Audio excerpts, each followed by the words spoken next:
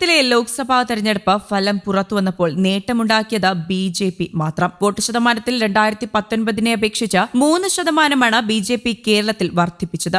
ആകെ പോൾ ചെയ്ത വോട്ടുകളിൽ 32,96,354 വോട്ടുകളാണ് BJP നേടിയത്. 16.08% വോട്ടുകൾ കഴിഞ്ഞ തവണ 13% BJPക്ക് നേടാൻ സാധിച്ചത്. കേരളത്തിൽ ആകെ UDF തരംഗം ആഞ്ഞടിച്ച തെരഞ്ഞെടുപ്പിലും കോൺഗ്രസിന് വോട്ട് വിഹിതത്തിൽ ഇടിവ് സംഭവിച്ചിട്ടുണ്ട്. 2% വോട്ടുകളാണ് കോൺഗ്രസിന് കുറഞ്ഞത്. 69,27,111 വോട്ടുകളാണ് പാർട്ടിക്ക് ലഭിച്ചത്. ഇത്തവണ 15 മണ്ഡലങ്ങളിൽ മത്സരിച്ച CPMന് 25.82% വോട്ട് വിഹിതം. ആകെ കിട്ടിയത് 51,964 വോട്ടുകൾ. കഴിഞ്ഞ തവണ 14 മണ്ഡലങ്ങളിൽ നിന്ന് 25.97% ലഭിച്ചിരുന്നു. അന്ന് പൊന്നാനിയിലും ഇടുക്കിയിലും CPM സ്വതന്ത്ര ചിഹ്നത്തിൽ മത്സരിച്ച സ്ഥാനാർത്ഥികൾ 4.24% വോട്ടുകളും നേടിയിരുന്നു. ഇതുകൂടി ചേർത്താൽ 30.06% 2019 CPM വോട്ട് വിഹിതം. ഇത്തവണ ഈ മണ്ഡലങ്ങളിൽ CPM പാർട്ടി ചിഹ്നത്തിലാണ് സ്ഥാനാർത്ഥികളെ നിർത്തിയത്. കോട്ടയത്ത് 2019 പാർട്ടി ചിഹ്നത്തിൽ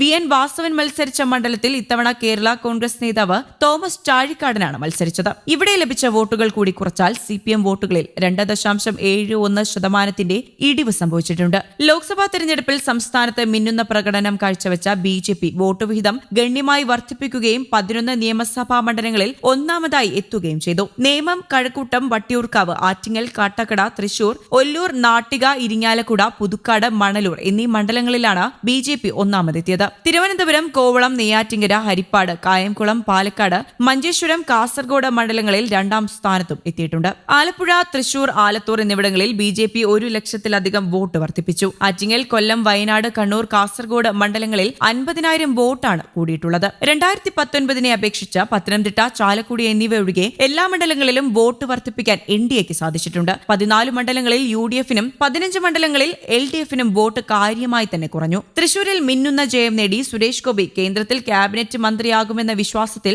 BJP സംസ്ഥാന നേതൃത്വം ഇപ്പോഴുണ്ട്. സീറ്റെണ്ണത്തിൽ പ്രതീക്ഷിച്ച നേട്ടം ഉണ്ടാക്കാനായില്ല എങ്കിലും പല മണ്ഡലങ്ങളിലും പാർട്ടി വോട്ടിനപ്പുറം മുന്നേറാനായിട്ടുണ്ട്. 3 മണ്ഡലങ്ങളിലെ വോട്ട് ലക്ഷത്തിന് മുകളിലെത്തിച്ച് ശക്തി കൂട്ടാനായി എന്നും സംസ്ഥാന നേതൃത്വം വിലയിരുത്തുന്നു. സുരേഷ് ഗോപിക്ക് 4 ലക്ഷത്തിലധികം വോട്ട് ലഭിക്കുമെന്ന് മെയ് 7 ചേർന്ന BJP സംസ്ഥാന അവലോകന യോഗം വിലയിരുത്തിയത് അക്ഷരം പ്രതി ശരിയായതിന്റെ സന്തോഷത്തിലാണ് സംസ്ഥാന നേതൃത്വം. പാർലമെന്ററി പാർട്ടി യോഗത്തിൽ പങ്കെടുക്കാൻ ഡൽഹിയിലെത്തുന്ന സുരേഷ് ഗോപിയെ പ്രധാനമന്ത്രി നരേന്ദ്രമോദി പ്രത്യേകമായി വിളിച്ചിട്ടുണ്ട്. കേരളത്തിൽ ലോക്സഭയിൽ ആദ്യമായി പ്രവേശിക്കുന്ന BJP അംഗമെന്ന നിലയിൽ സുരേഷ് ഗോപിക്ക് ക്യാബിനറ്റ് റാങ്കോടെ മന്ത്രിസ്ഥാനം ലഭിക്കുമെന്നാണ് സംസ്ഥാന നേതൃത്വത്തിന്റെയും ഉറച്ച വിശ്വാസം. തിരുവനന്തപുരത്ത് രാജീവ് ചന്ദ്രശേഖറും ജയിക്കുമെന്ന കണക്കുകൂട്ടൽ തെറ്റിയെങ്കിലും പ്രതീക്ഷിച്ച വോട്ട് ശതമാനത്തിൽ നേരിയ കുറവ് മാത്രമേയുള്ളൂ. ആറ്റിങ്ങലിലും പാലക്കാടും പ്രതീക്ഷിച്ചതിനേക്കാൾ മികച്ച നേട്ടം കൊയ്തു. കണ്ണൂരും വയനാടും ആലത്തൂരും വോട്ട് 1 ലക്ഷത്തിന് മുകളിലെത്തിക്കാനായി. അതേസമയം ചാലക്കുടിയിലും പത്തനംതിട്ടയിലും വോട്ട് കുറയുകയും ചെയ്തിട്ടുണ്ട്. News desk,